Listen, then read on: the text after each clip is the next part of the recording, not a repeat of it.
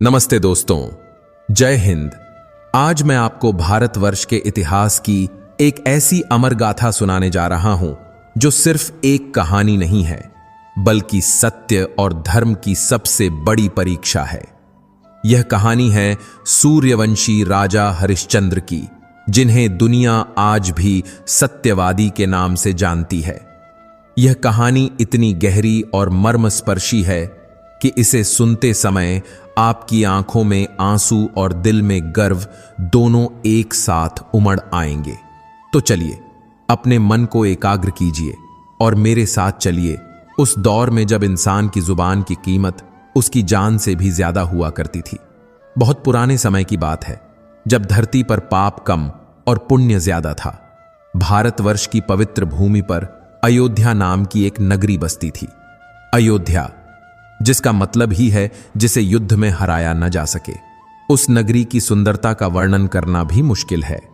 वहां के घर महलों जैसे थे, सड़कों पर हमेशा फूलों की महक रहती थी और हवाओं में वेद मंत्रों की गूंज सुनाई देती थी। उस नगरी के राजा थे महाराज हरिश्चंद्र। राजा हरिश्चंद्र इक्ष्वाकु वंश के थे, वही वंश जिसमें आगे चलकर मर्यादा पुरुषोत्तम भगवान राम का जन्म हुआ। राजा हरिश्चंद्र की ख्याति तीनों लोकों में फैली हुई थी। वे न केवल एक वीर योद्धा थे, बल्कि दया, धर्म और सबसे बढ़कर सत्य के जीते जागते स्वरूप थे। यह कहा जाता था कि सूरज पश्चिम से निकल सकता है, नदियां अपनी दिशा बदल सकती हैं, पहाड़ अपनी जगह से हिल सकते हैं, लेकिन राजा हरिश्चंद्र के मुंह से निकली बात कभी झूठी नहीं हो सकती। उनकी प्रजा उनसे इतना प्रेम करती थी कि लोग अपने बच्चों को राजा की ही कहानियां सुनाकर सुलाते थे। उनके राज्य में शेर और बकरी एक ही घाट पर पानी पीते थे, क्योंकि वहां किसी को किसी से डर नहीं था। राजा हरिश्चंद्र की पत्नी थी महारानी तारामती, जो सुंदरता और गुणों में साक्षात देवी लक्ष्मी जैसी थी। उनका एक छोटा सा बहुत ही प्यारा पुत्र था, जिसका नाम था रोहिताश्व। यह छोटा सा परिवार अयोध्या के राजमहल में बड़े सुख और शांति से रह रहा था। राजा को अपने खजाने का, अपनी सेना का या अपनी ताकत का कोई घमंड नहीं था। उन्हें अगर किसी बात का मान था तो वह था अपना धर्म और अपना सत्य। वह अक्सर कहा करते थे कि प्राण जाए पर वचन न जाए। लेकिन दोस्तों, कहते हैं ना कि जब सोना आग में तपता है तभी उसकी असली चमक सामने आती है। उसी तरह राजा हरिश्चंद्र के सत्य की परीक्षा का समय भी अब नजदीक आ रहा था। एक बार की बात है, स्वर्गलोक में देवराज इंद्र का दरबार सजा हुआ था। वहां सभी देवता, गंधर्व और महान ऋषि मुनि विराजमान थे। उस सभा में महर्षि वशिष्ठ और महर्षि विश्वामित्र भी मौजूद थे। बातों ही बातों में धरती के राजाओं की चर्चा होने लगी। इंद्र ने सवाल किया कि क्या मृत्युलोक यानी धरती पर कोई ऐसा राजा है जो हर हाल में, चाहे कैसी भी मुसीबत आ जाए, अपने धर्म और सत्य से न डिगे। इस पर राजगुरु वशिष्ठ ने बड़े विश्वास के साथ राजा हरिश्चंद्र का नाम लिया। उन्होंने कहा कि हे देवराज, मेरे शिष्य हरिश्चंद्र सत्य की मूरत हैं। उनके लिए सत्य ही ईश्वर है। आप चाहें तो उनकी कितनी भी कड़ी परीक्षा ले लें, वे कभी अपने मार्ग से नहीं भटकेंगे। महर्षि वशिष्ठ की यह बात सुनकर महर्षि विश्वामित्र को थोड़ा क्रोध आ गया। विश्वामित्र जी बहुत ही क्रोधी स्वभाव के और जिद्दी ऋषि माने जाते थे। उन्हें लगा कि वशिष्ठ जी अपने शिष्य की कुछ ज्यादा ही तारीफ कर रहे हैं। विश्वामित्र ने भरी सभा में चुनौती दे दी। उन्होंने कहा, वशिष्ठ, तुम हरिश्चंद्र का इतना गुणगान कर रहे हो, लेकिन याद रखना, इंसान तब तक ही सच बोलता है जब तक उस पर कोई मुसीबत नहीं आती। जब परिवार पर संकट आता है, जब भूख प्यास से प्राण निकलने लगते हैं, तब बड़े बड़े ज्ञानी भी अपना रास्ता बदल लेते हैं। मैं हरिश्चंद्र की परीक्षा लूंगा। मैं देखूंगा कि उसका सत्य कितना गहरा है। अगर मैंने उसे उसके सत्य से नहीं डिगा दिया तो मेरा नाम विश्वामित्र नहीं। महर्षि वशिष्ठ ने शांत भाव से मुस्कुराते हुए कहा, जैसी आपकी इच्छा ऋषिवर। सत्य को आंच नहीं होती। बस यहीं से शुरू हुई वह महान परीक्षा जिसने देवताओं को भी रोने पर मजबूर कर दिया। विश्वामित्र जी अपनी तपस्या और शक्ति के लिए जाने जाते थे। उन्होंने ठान लिया कि वे राजा हरिश्चंद्र को झूठ बोलने पर या अपना वचन तोड़ने पर मजबूर कर देंगे। के लिए उन्होंने एक माया रची। एक रात जब राजा हरिश्चंद्र अपने महल में गहरी नींद में सो रहे थे तो उन्होंने एक सपना देखा। सपने में उन्होंने देखा कि एक बहुत ही तेजस्वी ब्राह्मण उनके सामने खड़ा है। राजा ने सपने में ही उस ब्राह्मण का आदर सत्कार किया और पूछा कि हे ब्राह्मण देवता, मैं आपकी क्या सेवा कर सकता हूं। उस ब्राह्मण ने कहा, राजन, तुम बहुत दानी कहलाते हो, क्या तुम मुझे वह दे सकते हो जो मैं मांगू। राजा हरिश्चंद्र तो सपने में भी राजा ही थे और दानी ही थे।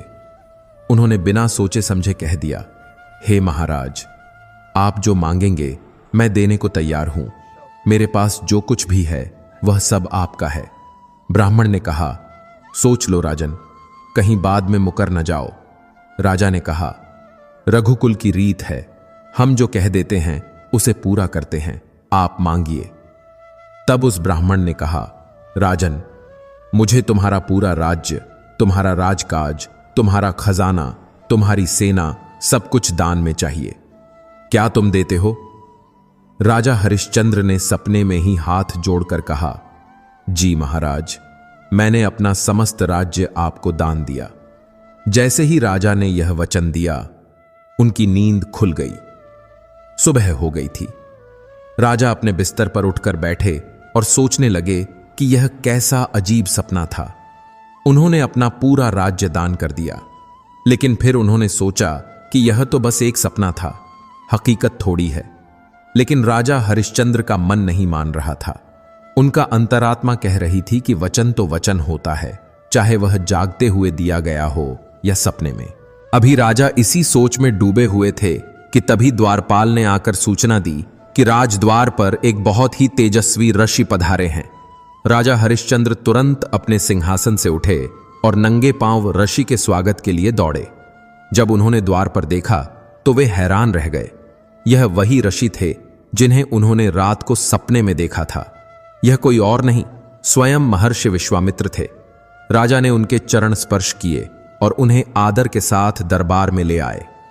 विश्वामित्र जी ने सिंहासन पर बैठने से मना कर दिया और राजा को घूरते हुए बोले, हरिश्चंद्र, क्या तुम्हें याद है कि तुमने बीती रात क्या किया था। राजा हरिश्चंद्र ने सिर झुकाकर विनम्रता से कहा, जी ऋषिवर, मुझे याद है, मैंने स्वप्न में आपको अपना सर्वस्व दान कर दिया था। विश्वामित्र ने कड़क आवाज में कहा, तो फिर क्या अब जागने के बाद तुम अपनी बात से फिर जाओगे। क्या तुम कहोगे कि वह तो सिर्फ एक सपना था। दरबार में सन्नाटा छा गया। मंत्री और दरबारी सहम गए। सबको लगा कि राजा कह देंगे कि सपने की बात सच नहीं होती, लेकिन हरिश्चंद्र तो सत्यवादी थे।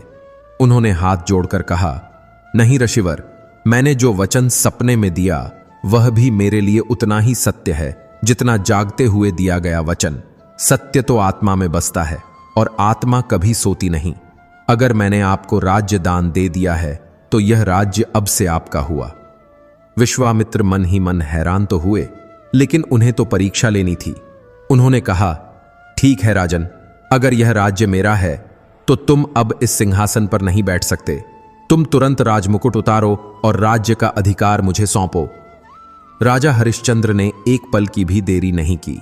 उन्होंने अपने सिर से वह भारी राजमुकुट उतारा और विश्वामित्र के चरणों में रख दिया। उन्होंने अपने राजसी वस्त्रों का मोह त्यागा और साधारण कपड़े पहनने को तैयार हो गए। पूरा दरबार आंसुओं से भर गया। प्रजा रोने लगी कि उनके पिता समान राजा आज फकीर हो रहे हैं। लेकिन कहानी यहां खत्म नहीं हुई, यह तो बस शुरुआत थी।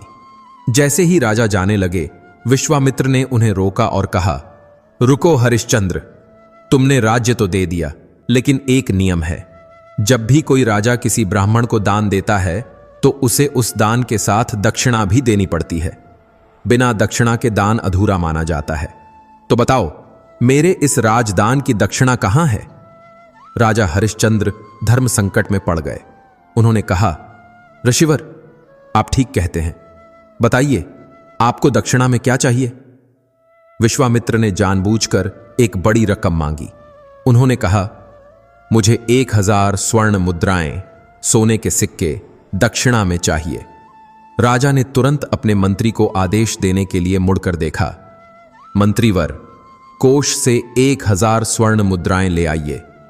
तभी विश्वामित्र जोर से हंसे और बोले, हरिश्चंद्र, तुम भूल रहे हो, तुमने अभी अभी अपना पूरा राज्य, अपना खजाना और अपना सब कुछ मुझे दान कर दिया है। अब वह खजाना मेरा है। तुम मेरे ही खजाने से निकालकर मुझे ही दक्षिणा कैसे दे सकते हो? यह तो अधर्म होगा। तुम्हारे पास अब अपना कहलाने के लिए एक फूटी कौड़ी भी नहीं है। तुम्हें यह दक्षिणा अपने निजी धन से देनी होगी, राज्य के धन से नहीं। राजा हरिश्चंद्र स्तब्ध रह गए। बात तो 100% सही थी। जब राज्य दान कर दिया तो खजाना भी दान हो गया। अब राजा के पास अपनी जेब में कुछ नहीं था। उन्होंने अपनी पत्नी तारामती की ओर देखा। रानी तारामती भी सब समझ रही थीं। राजा ने कहा, ऋषिवर, आप सत्य कहते हैं, लेकिन अभी मेरे पास कुछ भी नहीं है। मुझे थोड़ा समय दीजिए, मैं कमाकर आपकी दक्षिणा जरूर चुकाऊंगा। विश्वामित्र ने अपनी भौहें टेढ़ी कीं और कहा, समय? ठीक है, मैं तुम्हें 1 महीने का समय देता हूं, लेकिन याद रखना, अगर 1 महीने के अंदर मुझे मेरी दक्षिणा नहीं मिली तो मैं तुम्हें श्राप देकर भस्म कर दूंगा और तुम्हारा सत्य झूठा साबित हो जाएगा। राजा ने सिर झुकाकर यह शर्त स्वीकार कर ली। अब राजा हरिश्चंद्र, रानी तारामती और उनका नन्हा बेटा रोहिताश्व तीनों ने अपने ही महल को, अपने ही घर को हमेशा के लिए छोड़ दिया। उन्होंने राजसी वस्त्र त्याग दिए। राजा और रानी ने एक ही साड़ी के 2 टुकड़े किए और अपने तन को ढका। नंगे पांव, बिना किसी सेवक, बिना किसी सवारी के वे अयोध्या के मुख्य द्वार से बाहर निकले। पूरी अयोध्या उनके पीछे पीछे रोती हुई आ रही थी। लोग जमीन पर लेट गए। राजा के रथ के पहियों, जो अब नहीं थे, की जगह उनके पैरों की धूल को माथे से लगा रहे थे। लोग चिल्ला रहे थे, हे राजन, हमें छोड़कर मत जाओ, हम आपके बिना अनाथ हो जाएंगे। अगर आप जा रहे हैं तो हमें भी अपने साथ ले चलिए। राजा हरिश्चंद्र की आंखों में भी आंसू थे, लेकिन उन्होंने अपनी प्रजा को समझाया। उन्होंने कहा, मेरे प्यारे देशवासियों, यह मेरा धर्म है। सत्य की रक्षा के लिए मुझे जाना ही होगा। अगर मैं आज पीछे हट गया तो आने वाली पीढ़ियां कहेंगी कि हरिश्चंद्र कायर था। आप लोग नए राजा विश्वामित्र की सेवा कीजिए, यही मेरी आज्ञा है। बहुत मुश्किल से उन्होंने प्रजा को वापस लौटाया और तीनों प्राणी अनजान रास्तों पर चल पड़े। उनका सफर बहुत कठिन था। जो पांव कभी फूलों की सेज के बिना जमीन पर नहीं पड़ते थे, आज वे कांटों और पत्थरों पर चल रहे थे। कड़ी धूप उन्हें जला रही थी, भूख और प्यास उन्हें सता रही थी। नन्हा रोहिताश्व बार बार पूछता, मां, हम कहां जा रहे हैं? मुझे भूख लगी है, मुझे पानी चाहिए। रानी तारामती अपने आंसू छिपाते हुए उसे सूखी रोटियां खिलाने की कोशिश करती जो वे मांगकर लाए थे, या कभी कभी सिर्फ पानी पीकर ही रात गुजारनी पड़ती। राजा हरिश्चंद्र के मन में एक ही चिंता थी, ऋषि की दक्षिणा। उन्हें 1 महीने के अंदर 1000 स्वर्ण मुद्राएं कमानी थीं, लेकिन कहां से? उस समय काशी, वाराणसी को भगवान शिव की नगरी माना जाता था और कहा जाता था कि काशी पृथ्वी का हिस्सा नहीं है, वह शिव के त्रिशूल पर टिकी है। इसलिए विश्वामित्र को दिया गया राज्य दान का नियम काशी पर लागू नहीं होता था। राजा ने तय किया कि वे काशी जाएंगे और वहां कोई काम ढूंढकर ऋषि का कर्ज चुकाएंगे। कई दिनों की कठिन यात्रा के बाद भूख प्यास से बेहाल, पैरों में छाले लिए वे तीनों काशी पहुंचे। काशी के घाट, गंगा मैया की लहरें और मंदिरों की घंटियां, सब कुछ बहुत पवित्र था, लेकिन राजा के सिर पर कर्ज की तलवार लटक रही थी। काशी पहुंचते पहुंचते महीना पूरा होने वाला था। राजा बहुत परेशान थे। वे बाजार में खड़े होकर काम मांगते, लेकिन कोई उन्हें काम नहीं देता। कोई उन्हें भिखारी समझता तो कोई पागल। किसी को विश्वास ही नहीं होता कि यह अयोध्या के महाराज हैं। और तभी जैसे ही मियाद पूरी होने का दिन आया, महर्षि विश्वामित्र वहां भी प्रकट हो गए।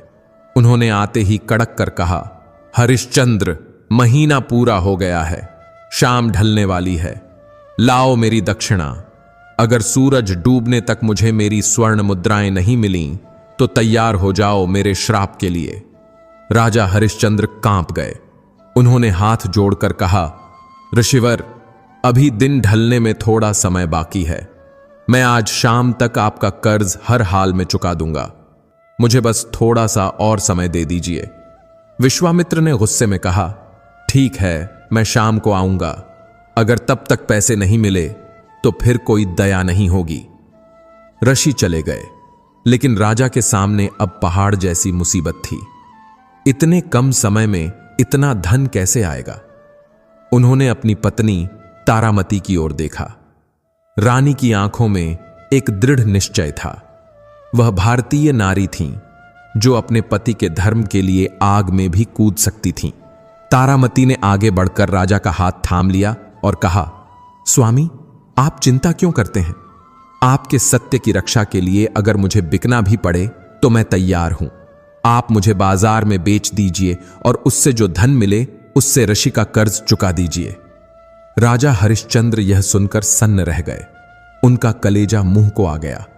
अपनी ही धर्मपत्नी को बेचना, यह कैसा धर्म है? यह कैसी परीक्षा है?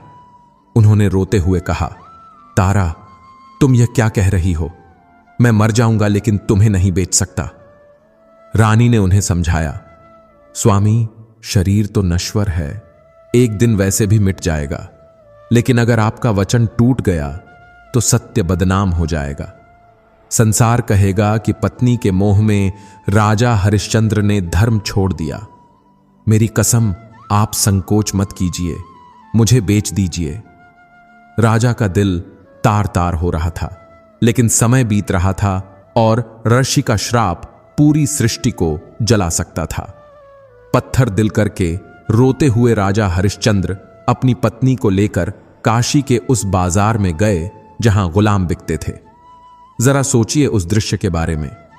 एक राजा अपनी रानी को आवाज लगा रहा है, ले लो भाई, कोई दासी ले लो, घर का काम काज करने वाली स्त्री ले लो। राजा की जुबान लड़खड़ा रही थी, आंखों से गंगा जमुना बह रही थी। बाजार में एक बूढ़ा ब्राह्मण आया। उसे घर के काम के लिए एक दासी चाहिए थी। उसने रानी तारामती को देखा और उनकी बोली लगाई।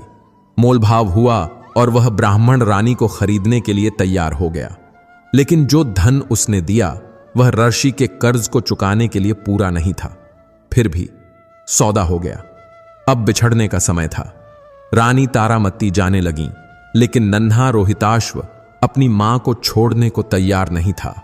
वह मां की साड़ी पकड़कर रोने लगा, मां, मुझे भी अपने साथ ले चलो, मैं तुम्हारे बिना नहीं रह सकता।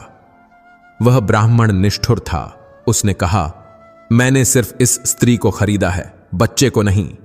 लेकिन बच्चे का रोना देखकर और रानी की प्रार्थना सुनकर उस ब्राह्मण ने थोड़े और पैसे देकर रोहिताश्व को भी खरीद लिया। इस तरह रानी तारामती और राजकुमार रोहिताश्व दोनों बिक गए। राजा हरिश्चंद्र अकेले खड़े रह गए। उनकी पत्नी और बच्चे उनसे दूर जा रहे थे और वह उन्हें रोक भी नहीं सकते थे। अब राजा के पास कुछ धन आ गया था, लेकिन वह अभी भी ऋषि की मांगी हुई रकम से कम था। राजा को लगा कि अब सब खत्म हो जाएगा। तभी विश्वामित्र वहां फिर आ गए और बोले, यह क्या? यह तो पूरी दक्षिणा नहीं है, बाकी धन कहां है? अभी भी सूरज डूबने में कुछ पल बाकी हैं। राजा ने आसमान की ओर देखा। अब उनके पास बेचने के लिए कुछ नहीं बचा था सिवाय खुद के। राजा ने एक गहरी सांस ली और काशी के बीचों बीच खड़े होकर जोर से आवाज लगाई, मैं अपने आप को बेचना चाहता हूं। कोई है जो मुझे खरीद सके? जो भी उचित दाम देगा मैं जीवन भर उसका गुलाम बनकर रहूंगा। राजा की आवाज में इतना दर्द और इतनी सच्चाई थी कि बाजार थम गया। तभी वहां एक चांडाल, शमशान का रखवाला, आया। उसका नाम था कालू। वह दिखने में बहुत भयानक था। बड़ी बड़ी लाल आंखें, काले कपड़े और हाथ में एक डंडा। उसने राजा से कहा, ओए, मुझे शमशान घाट पर काम करने के लिए एक आदमी चाहिए जो मुर्दों से कफन ले सके और कर, टैक्स वसूल सके। क्या तू यह काम करेगा? एक सूर्यवंशी राजा जो कभी सोने के सिंहासन पर बैठता था, जिसके एक इशारे पर दुनिया चलती थी, आज उसे शमशान की रखवाली का काम मिल रहा था, लेकिन राजा को अपना वचन पूरा करना था।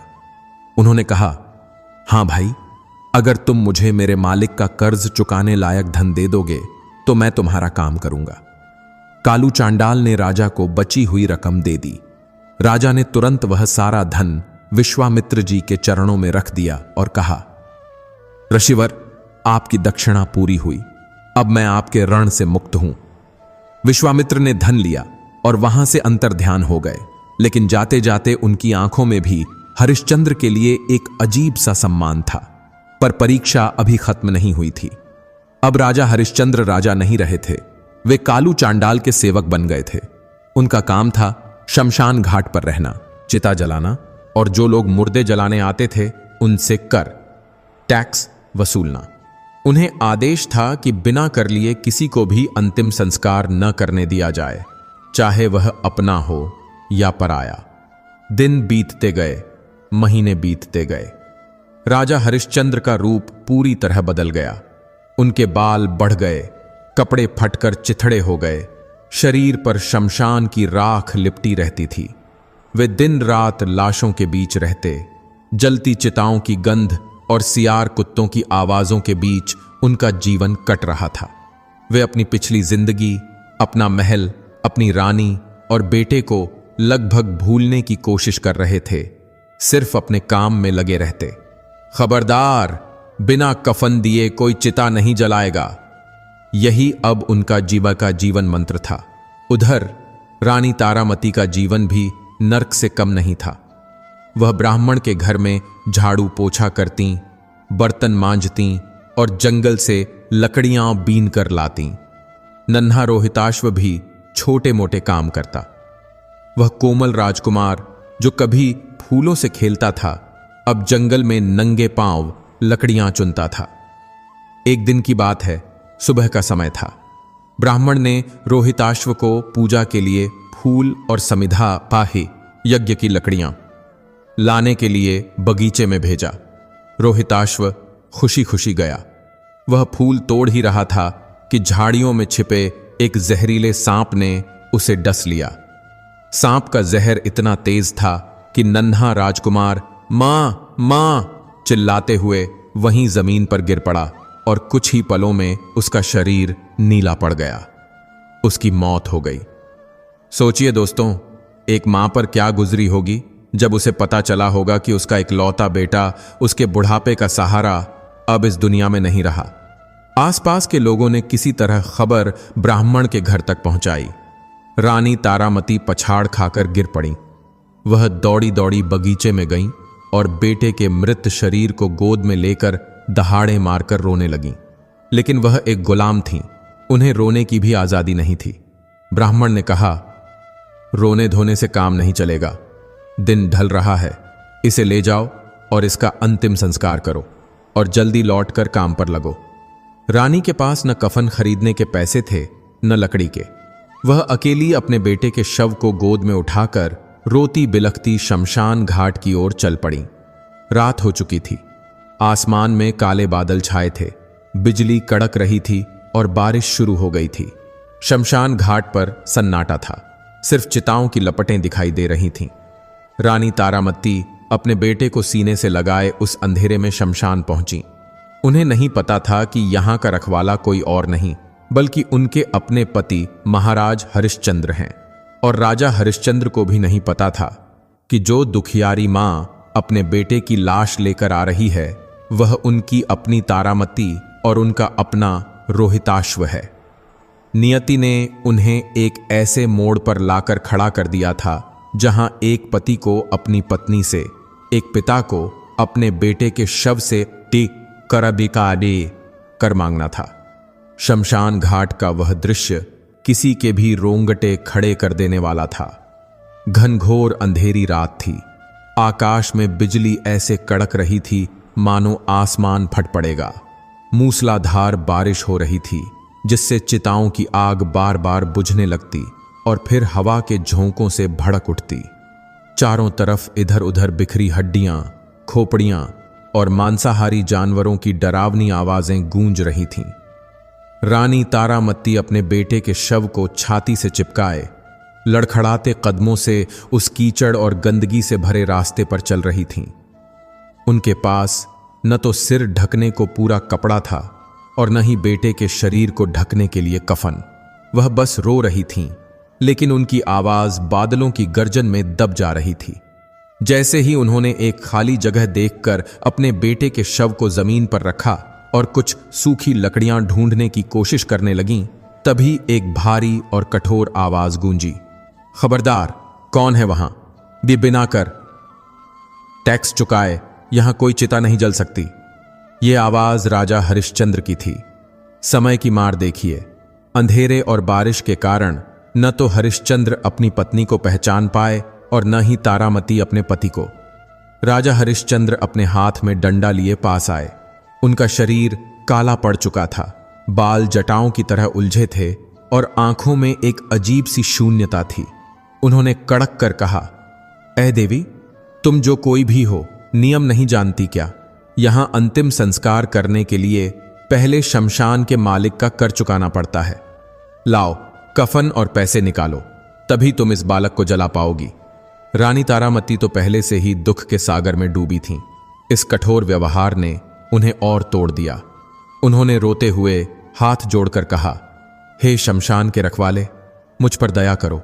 मैं एक अभागन मां हूं, भाई हूं।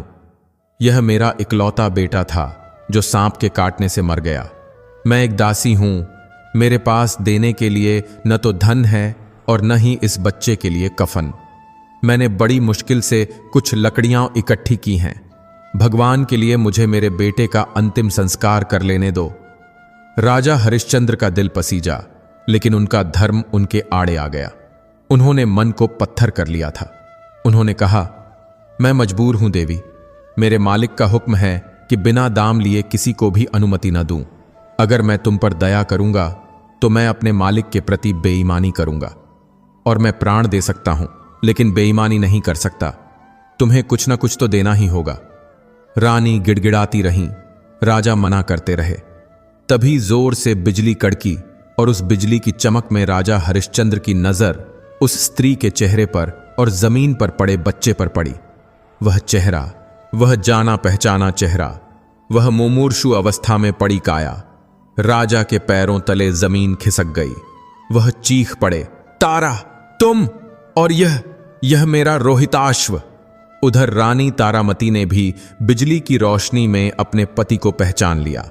वही तेजस्वी ललाट, वही आंखें, लेकिन यह कैसी दशा हो गई थी उनकी। दोनों एक दूसरे को देखकर स्तब्ध रह गए। फिर एक साथ दोनों के सब्र का बांध टूट गया। राजा हरिश्चंद्र दौड़कर अपने मृत पुत्र के पास गिरे और उसे गले लगाकर दहाड़े मारकर रोने लगे। मेरे बच्चे, मेरे राजकुमार, यह क्या हो गया? मैं कैसा अभागा पिता हूं जो तुम्हें 2 वक्त की रोटी नहीं दे सका, और आज तुम मुझे छोड़कर चले गए। रानी तारामती भी पति के गले लगकर रोने लगीं।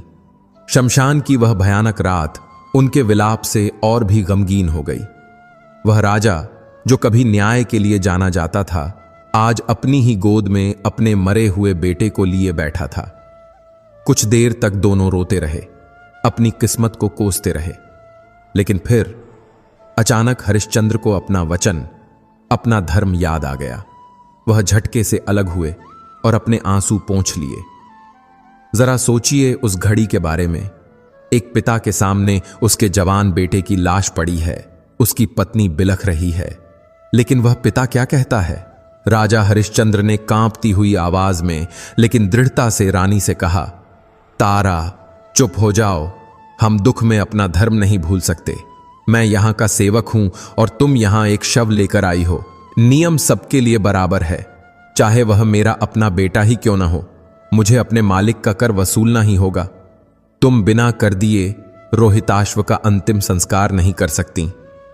रानी तारामती अवाक रह गईं। उन्होंने कहा, स्वामी, यह आप क्या कह रहे हैं? यह आपका अपना बेटा है। हमारे पास कुछ नहीं है, यह आप जानते हैं।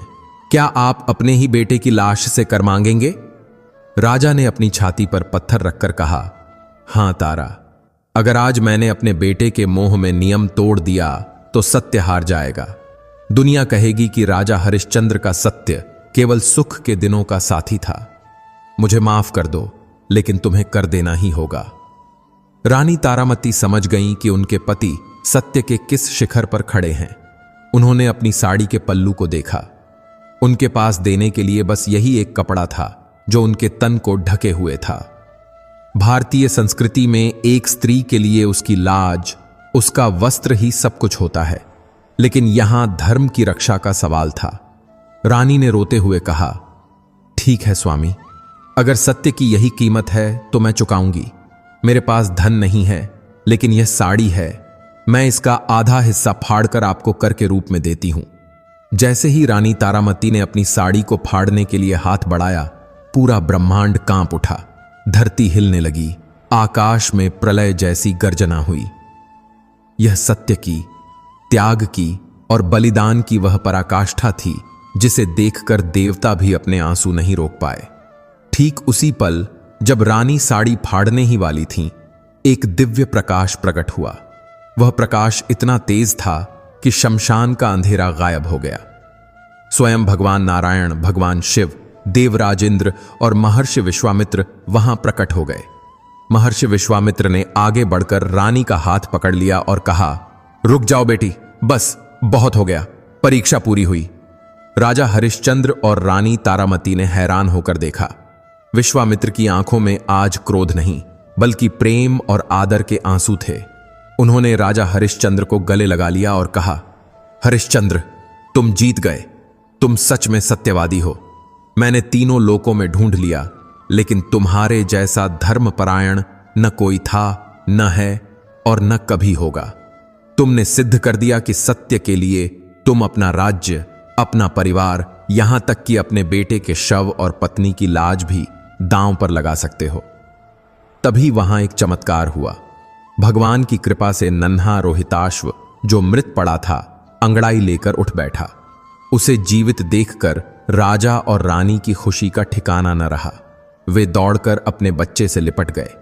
आसमान से फूलों की वर्षा होने लगी। देवराज इंद्र ने कहा, राजन, यह सब एक माया थी, एक परीक्षा थी। न तो तुम्हारा राज्य गया है और न ही तुम्हारा पुत्र मरा था।